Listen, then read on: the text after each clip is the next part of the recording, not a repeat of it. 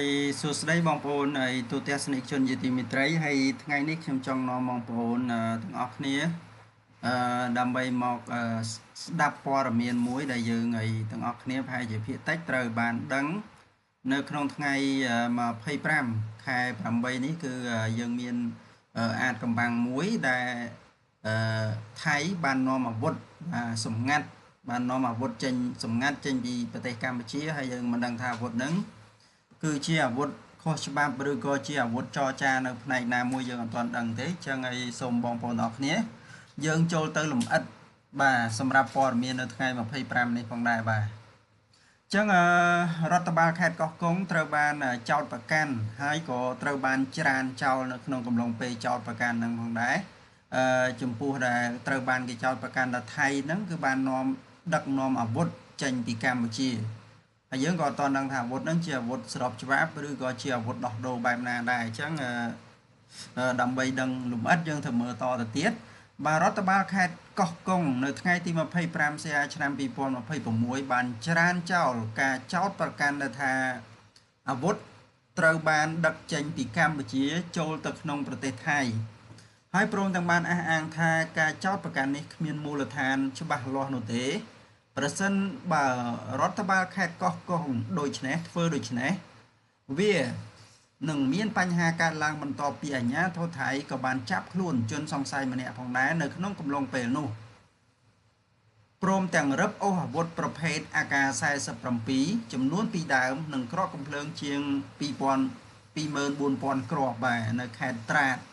បាទនៅខេត្តត្រាតប្រទេសថៃកាលពីថ្ងៃទី21ខែសីហាកន្លងទៅនេះអញ្ចឹងយូរដែរប៉ុន្តែព័ត៌មានយើងទើបតែចេញមកដែរ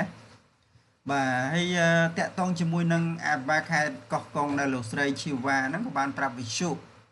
បាទនានាជាពិសេសបាទវិទ្យុបរទេសបាទដែលបានផ្សព្វផ្សាយនៅក្រៅស្រុកនិងក្នុងស្រុកហ្នឹងនៅថ្ងៃទី25ខែសីហាឆ្នាំ2026ថាការអះអាងរបស់ភាគីថៃដែលថាមានការដឹកជញ្ជូនអាវុធពីកម្ពុជាចូលទៅក្នុងទឹកដីថៃនោះគឺវាមិនមានមូលដ្ឋានច្បាស់លាស់ណាមួយនោះទេបាទគឺលោកស្រីគាត់បានច្រានចោលតែម្ដងពីព្រោះនៅខេត្តកោះកុងគឺជាច្រកចេញចូលរវាងថៃហើយនិងកម្ពុជាអញ្ចឹងការដឹកនាំអាវុធនេះចំពោះមុខនៃការចោទប្រកាន់នេះលោកស្រីអាបាខេត្តក៏បានប្រកាសទាត់ចោលទាំងស្រុងចំពោះករណីចោទប្រកាន់នេះផងដែរបាទ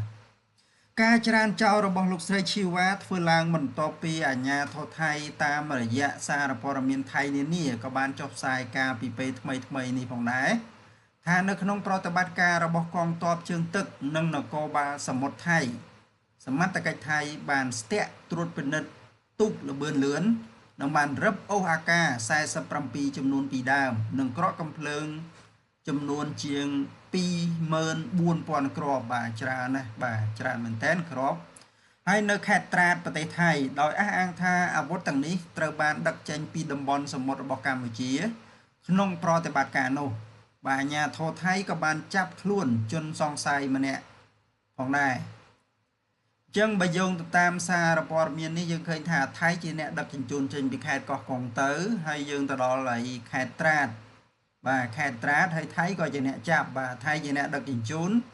ហើយថៃក៏ជាអ្នកចាប់បាទហើយព័ត៌មាននេះអានហើយគឺអត់យល់តែម្ដង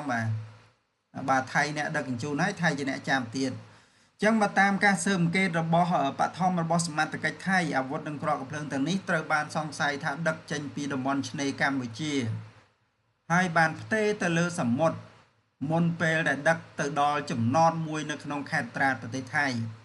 នេះបើតាមការចុះផ្សាយរបស់កាសែតថៃនឹងបន្ថែមថាអាជ្ញាធរថៃកំពុងតែបើកការស៊ើបអង្កេតបន្តខណៈអត្តសញ្ញាណជនសង្ស័យផ្សេងទៀតក៏មិនទាន់ត្រូវបានរកឃើញផងដែរបាទចឹងហើយជុំវិញករណីនេះអាបាខេត្តកោះកុងលោកស្រីឈីវ៉ាបានគូបញ្ជាក់ថាអាជ្ញាធរខេត្តកោះកុងនៅមិនទាន់ទទួលបានព័ត៌មានអំពីករណីខាងលើពីភាគីថៃនៅឡើយនោះទេ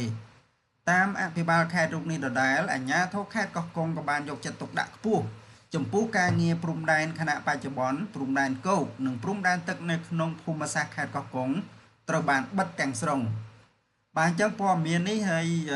បើស្ដាប់មើលទៅគឺយើងមិនទាន់ដឹងថាម៉េចទេហេតុអីបានជាថៃ បាទដឹកអាវុធចេញពីកម្ពុជាទៅវិញហើយឥឡូវយើងកំពុងតែមានសង្គ្រាមព្រំដែនហើយហេតុអីបានថៃអាចចូលមកកម្ពុជាបានហេតុអីបានទៅហើយដឹកអាវុធចេញទៅបានហើយទៅដល់ប្រទេសថៃហើយទៅថៃចាប់បានទៀតបាទអញ្ចឹងហើយព័ត៌មាននេះក្រោយពីស្ដាប់ហើយមានអារម្មណ៍ថាអត់យល់បាទមានអារម្មណ៍ថាអត់យល់មានន័យថាជនជាតិថៃចូលមកស្រុកខ្មែរបាន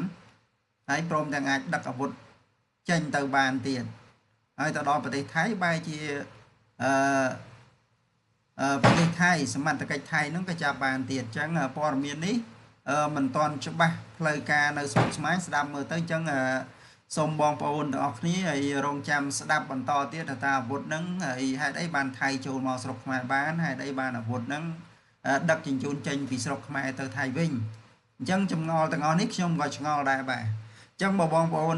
មានចម្ងល់អីបន្ថែមបាទខ្ញុំនឹងរកព័ត៌មាននេះបន្ថែមអញ្ចឹងបងប្អូនមានចម្ងល់សូម comment នៅខាងក្រោមវីដេអូបាទដើម្បីយើងរកព័ត៌មាននេះទាំងអស់គ្នាឲ្យបានឃើញព្រោះយើងអត់យល់ខ្ញុំអានហើយអត់យល់ដែរបាទតាក់ទងជាមួយនឹងដឹកអាវុធចេញពីកម្ពុជាហើយជនជាតិថៃទៀតបើខ្មែរដឹកអត់សង្ស័យអីម៉ានទេអញ្ចឹងសំខាន់ជនជាតិថៃចូលមកដល់កម្ពុជាហើយដឹកអាវុធចេញទៀតអញ្ចឹងយើងគិតថាអាចមានផ្ទៃក្នុងឬក៏គេហៅថាតកៅក្នុងសាច់ណាមួយដែលអាចលក់អាវុធចេញទៅឲ្យថៃហើយថៃហើយទិញយកហើយដឹកឆ្លងទៅប្រទេសថៃដោយខុសច្បាប់បាទអាចមានជនខ្មៅងងឹតណាមួយដែលហួសពីព្រំដែនសមត្ថកិច្ចថៃ